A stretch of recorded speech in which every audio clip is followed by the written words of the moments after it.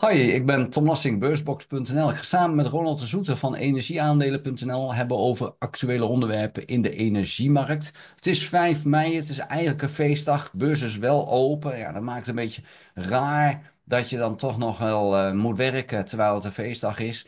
En ja, ik weet niet hoeveel mensen er de video gaan zien, maar we hebben dan toch nog wel een video.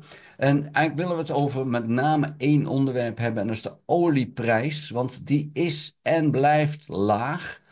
En ja, aan de ene kant opmerkelijk, aan de andere kant, we zien toch verschillende zaken in de wereld die zeggen, ja, het is eigenlijk niet zo heel erg gek, want ja, het gaat natuurlijk namens die Amerikaanse economie niet echt denderend. En ja, dat moet dan ook wel gevolgen hebben in de wereld. En een van die gevolgen is dan een lagere olieprijs. Ronald, hoe zie jij erin?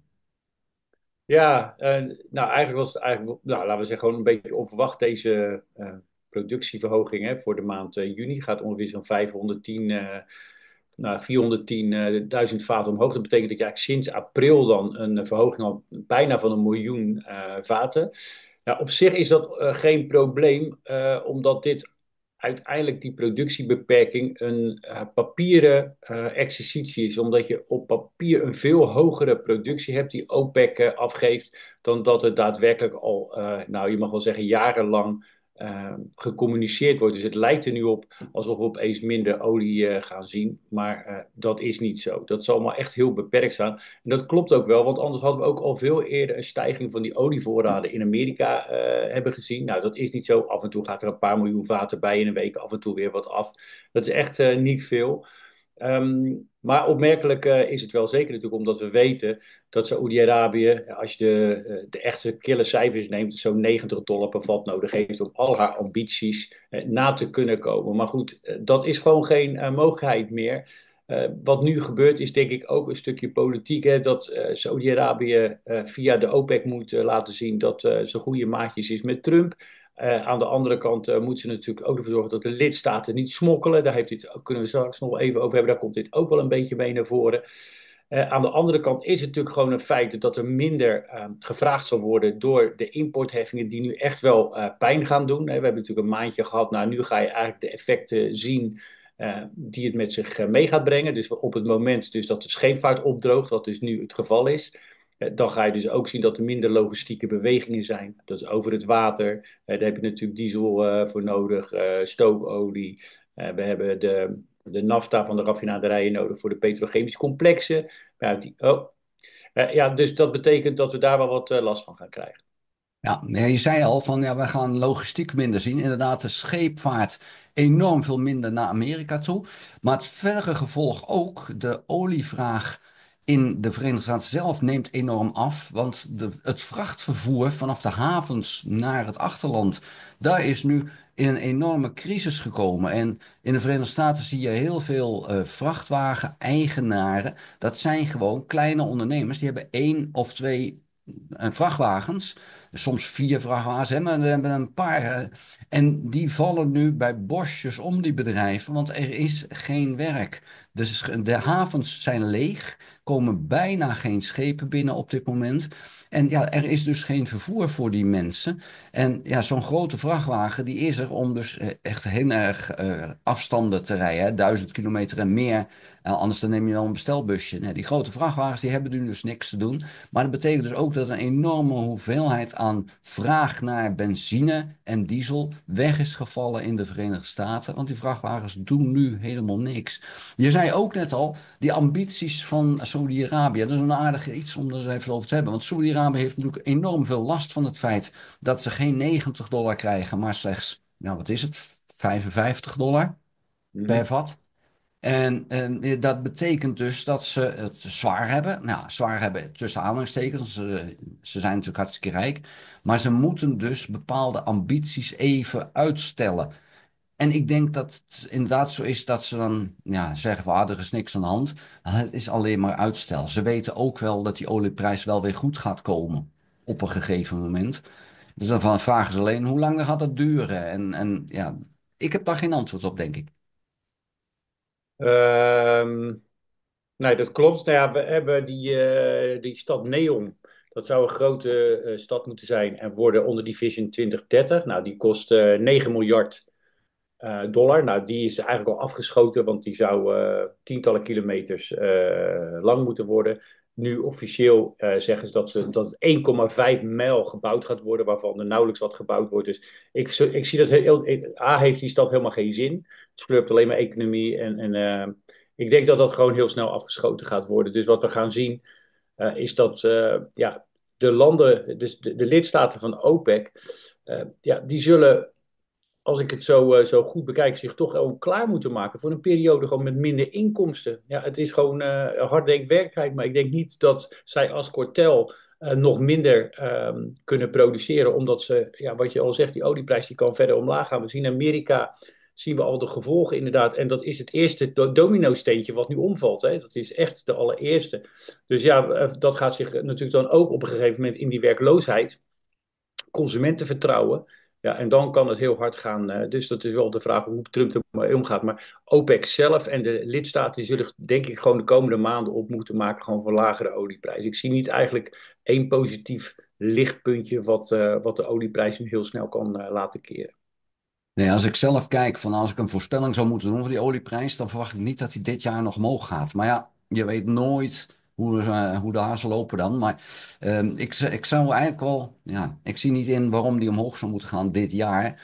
Nou heeft de Verenigde Staten natuurlijk een teruglopende economie. Saudi-Arabië heeft eigenlijk het terug moeten nemen van wat ambities. Maar er is één land waarbij het wel heel erg hard aankomt. Dat is natuurlijk Rusland. Want die hebben een enorm dure oorlog. En Rusland drijft op die olieprijs. Hè, want dat is hun voornaamste inkomstenpost. De gasprijs, dat is al een enorm probleem. Want ja, die gasvoorraden die werden vooral naar Europa gestuurd. Dat is enorm afgenomen. Olieprijs ging ook richting China, richting India. Maar je ziet nu dat de vraag naar olie in die landen enorm is afgenomen. Want waarom zou je, ja, ik zou bijna zeggen illegale Russische olie nemen, maar in ieder geval olie van Rusland afnemen, waarbij je mogelijk een ruzie krijgt met enkele andere landen, waaronder de Verenigde Staten, als je voor bijna dezelfde prijs gewoon olie kan kopen op de markt. Dus je ziet dus die vraag van India en China enorm afnemen. En betekent dus voor Rusland dat ze echt een acuut probleem hebben. En het Russische budget tekort is verdrievoudigd. Het was al fors en het is 3 keer zoveel geworden. En ja, dan wordt die oorlog wel een probleem voor Rusland. Dus er zijn verrassingen mogelijk, denk ik dan, op dat vlak. Waarbij Rusland misschien wel besluiten moet nemen die ze tot voor kort niet mogelijk hadden gedacht. Ik weet niet of Rusland gaat zeggen, we stoppen die oorlog. Dat zou ik wel heel erg mooi vinden als dat zou gebeuren. Maar er is echt wel een probleem voor dat land, omdat de staatskas bijna leeg is. Ze hebben hun goudvoorraad eigenlijk al opgesoupeerd. Ja, en dan houdt het op een gegeven moment op. Hè? En dan, ja, wat moet je dan nog? Als we dan ineens zien van ja, die munt van Rusland is niks meer waard, dan wordt het wel heel erg lastig, denk ik. Zijn er nog andere onderwerpen waarover we het moeten hebben, Ronald? Nou, ik heb nog wel even terug, even toch al komend op het algemene plaatje, nog één slide die ik wel even wil kunnen delen met beleggers, dat ze toch wel voorzichtig moeten zijn. Laten we dat eventjes nu doen. Nou, wat ik wil delen met jullie beleggers is toch ook wat Tom al aanhaalde, wat ik eigenlijk, is een plaatje van wat ik een paar weken geleden met mijn abonnees heb gedeeld, is de impact van wat er nu gebeurt in Amerika. Het omvallen van het eerste domino-steentje, dat de containerschepen, dat heb ik hier groen geasseerd, hè, begin mei daar zitten we dus nu eigenlijk, dat die dus minder naar die havens gaan. Dan heb je ongeveer 2 weken waarvoor echt heel de logistiek tot stilstand komt. In ieder geval waar in ieder geval zeg maar, de kopers dus niet meer producten in voorraad kunnen nemen. En dus ook eigenlijk vanaf de loshaven eigenlijk geen voorraden meer richting het binnenland van Amerika kunnen. Nou, dan krijg je dus ergens midden mei, dus het over 2 weken ongeveer, dat heel dat truckingverkeer chaos begint te worden. En vervolgens krijg je dan weer een paar weken later dat bedrijven te maken hebben met te weinig onderdelen, geen voorraden meer kunnen vormen. En dan ga je dat dus ook terugzien in de winkels uiteindelijk. Dus niet alleen maar de trucking, maar ook in de retail. Nou ja, en als dat dan doorzet, dan zitten we natuurlijk ergens bijna begin juli. vandaar dan ook rechts beneden, is dat je dan in de zomer van 2025 echt wel op een recessie kan wachten. Een combinatie van bedrijven die met slechte cijfers of vooruitzichten komen voor het tweede kwartaal. We zien de kranten vollopen met ontslagen in Amerika. Dus zorg dat je gewoon cash hebt, ondanks dat je nu af en toe van die dipjes en dan gevolgd zien, net zoals afgelopen vrijdag, best wel door een grote plus van boven de 2%. Ik denk dat het allemaal momenten zijn eerder dat je moet verkopen en dat je daar je profijt van moet nemen en lekker je cash doet. We doen geen adviezen hier, maar als je de afweging moet maken, moet ik instappen of niet, dan zou ik wel een gezonde ratio nemen tussen je cashpositie en wat je belegd hebt in aandeel. Want er zijn echt weinig situaties die nu rooskleurig uit kunnen pakken. En het is echt wel een soort beweging die nu in gang is gezet, waarvan we echt het begin maar zien. En als het ene blokje omvalt op het andere blokje, dan gaat het steeds sneller. En dat is het proces waar we nu in zitten. En het is niet makkelijk om dit proces nu even te keren. En we kunnen hopen natuurlijk op positieve berichten, zoals je al zegt, uit Rusland of in China die eruit komt met Trump. Maar kijk je naar de pers, tot nu toe in ieder geval, op dit ogenblik, is daar geen reden voor. Ik denk dat dat nog even een kleine sidestep is, even voor beleggen.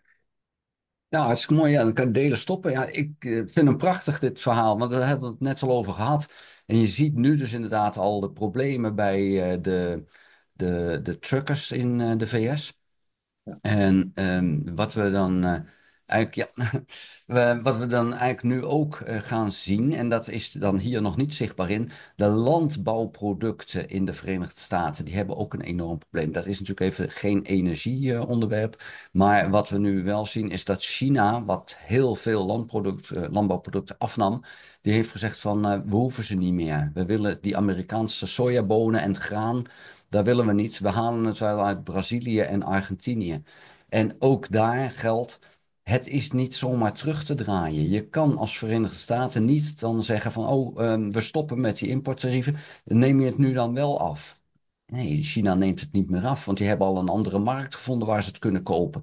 Dus het is echt wel dat de Verenigde Staten een probleem heeft. En wat je net al zei, zorg dat je in cash zit en dat je je winsten neemt op je aandelen. Het is fantastisch dat afgelopen vrijdag dat het weer heel erg hard omhoog ging. Het moment om winsten te nemen. En ik zeg het al een paar weken en ik doe dat zelf ook. Ik neem echt overal mijn winsten. Ik ga niet alles verkopen. Het is niet zo dat ik al mijn aandelen verkoop, maar ik pak wel die winsten. En het gaat bij mij in cash. En bij mij is cash in principe fysiek goud en zilver. En eventueel voor de korte termijn een zilver-ETF. Nou is dat laatste, die zilver-ETF, is heel gevaarlijk, want daar zit een belofte achter die ja, ze niet hard kunnen maken. Dus dat moet je alleen voor de korte termijn doen. Ik heb dat gedaan, ik heb hem nu ook weer verkocht. Ik heb dat toch nu weer eventjes cash gemaakt, want ik heb wel geld nodig in de Verenigde Staten in mijn huizenprojecten. Maar ja, hou er rekening mee dat die beurs wel eens een enorme dreun kan krijgen zodra mensen doorhebben dat het serieus is. Want heel veel mensen hebben nog steeds het idee van, moi, het valt allemaal mee en er is een groot plan van Trump. Wat het grote plan van Trump ook is geweest, het heeft niet gewerkt.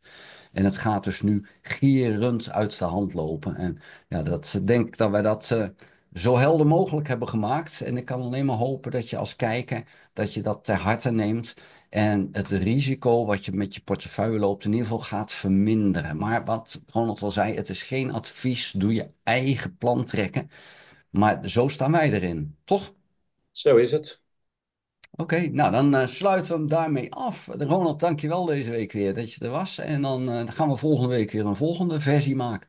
Zeker. Tot volgende week. Hey, bedankt hè. Hoi.